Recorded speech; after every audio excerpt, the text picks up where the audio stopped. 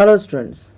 Today I am here again with yet another very interesting poem of your book, that is The School Boy, written by William Blake. This poem is about the feeling of a schoolboy who is not happy going to school.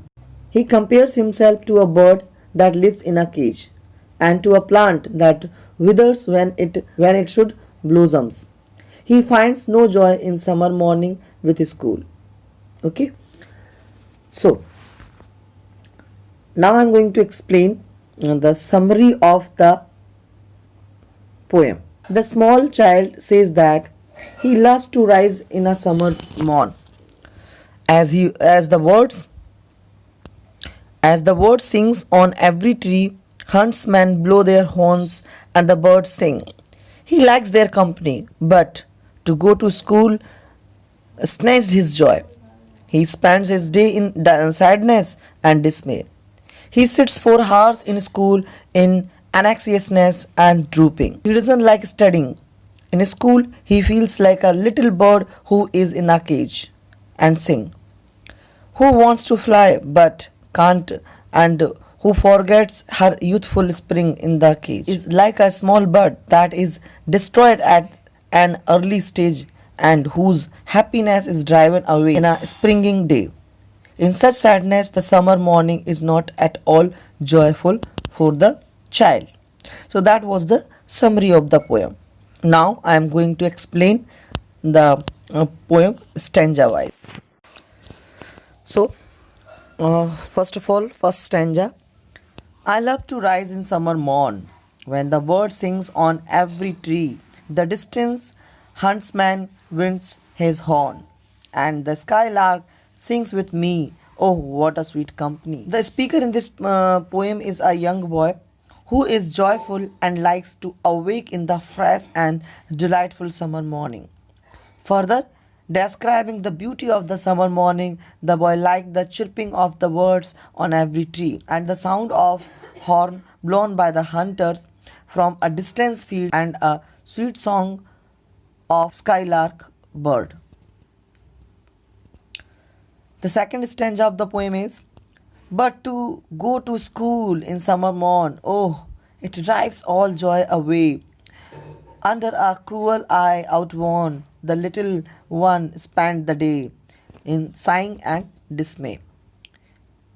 In the second stanza of the poem, the poet explains, it is a matter of utmost disappointment for the speaker to attend the school in such a sweet summer morning, where actually he wishes to enjoy the delight of summer. He is tired and even puzzled under strict supervision of his teacher. The phrase outworn refers to the eyes of the teacher that actually tires the boy instead of enjoying the pleasure of summer. The child has to compulsory attend the school where he spends his day in boredom and sadness. The third stanza. Ah, then at times I drooping sit and spend many an anxious hour. Nor in my book can I take delight, nor sit in learning's bower, worn through with the dreary shower. The child expresses tiredness. He sits unwillingly in the sea of boredom. The child keeps under control the attack on him by the harsh personality of the teacher and unnecessary lecture. Shower of meaningless word of the teacher and unnecessary lectures and his urge for unchecked freedom. The learning bowers refer to a garden where the child can be taught in an interesting way, only if nature accompanies him instead of the school teacher. Now the fourth stanza of the poem. How can the bird that is born for joy sit in a cage and sing? How can a child when fears annoy but droop his tender wing and forget his youthful spring? Again, the poet compares a child with a bird. According to his view, a bird which is born cheerful and fun loving can never sing sweet songs. है ना. If caged, a bird which is born cheerful and fun loving can never sing sweet songs if caged. Similarly, a child, if remained under the umbrella of annoying fears and tensions, the distrust of his teacher, can never enjoy the natural instincts of joy and playfulness. Indeed, a world full of rigid course of discipline will ruthlessly take away the beautiful spring of a person's life, especially in the childhood days. Now, the last stanza of the poem. O father and mother, if birds are nipped and blossom blown away, and if the tender plants are stripped if of their joy in the springing day, by sorrow and care's dismay. The boy complains to the highest authority, to father and mother. If a budding child is picked and swept off in the early stage of life in an ocean of sorrow where there is no one to care for, if unhappiness crushes the sensitive plant, beautiful and the newborn birds, summer can never be joyful. How shall the summer rise in joy, or the summer fruits appear? If care and concern rule over the plants, flower, birds, such a summer will be dry and will bear no fruit. The child inquires his parents as to how they can win back what sadness has destroyed. If the plants dry up due to the pain or sorrow, no fruit will be there in the season of autumn. This implies that if a childhood pleasure and joy are restricted, one has to be very sure that the adult life will be absolutely dry and unproductive. Students, now I hope you understand the poem because I explained the poem in stanza wise. So now students, I will tell you how to find out the rhyming scheme of the stanza. So now first of all, what is the rhyming scheme? The pattern of rhymes at the end of each line of a poem or a song. It is usually referred by using letters to indicate which lines rhyme. Okay, so that is the rhyming scheme.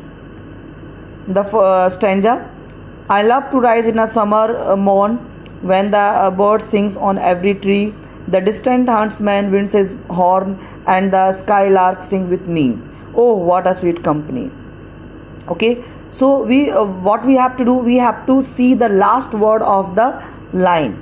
Okay, if the words and we have to check the pronunciation of the last word. If the pronunciation of the last word is different, we will give it to a different letter. For example, morn, I give it a.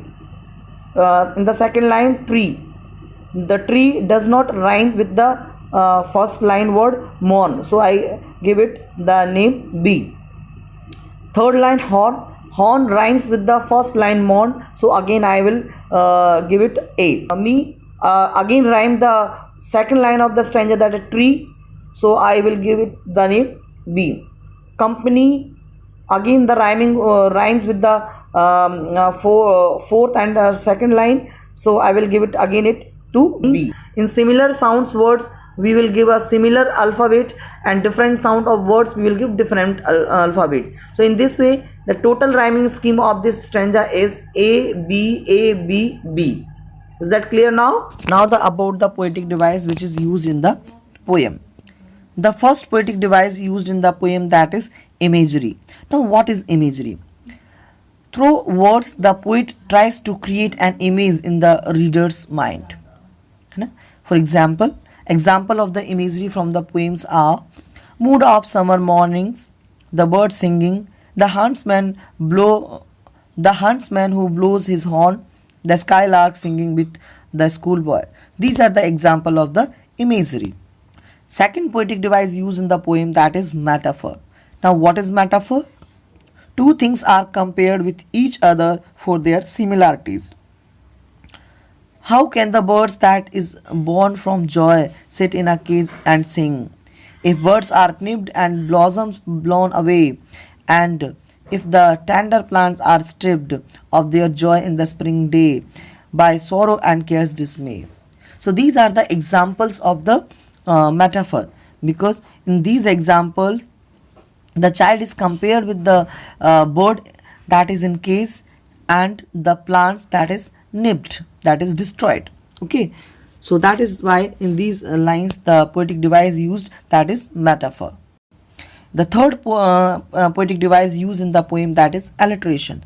Alliteration means repetition of beginning consonant sound of the words that comes one after the other. For example, skylark sings. Sha sha word is repeating in the lines. Blossom blonde. The ba sound is repeating the lines. So that's all about the poetic devices.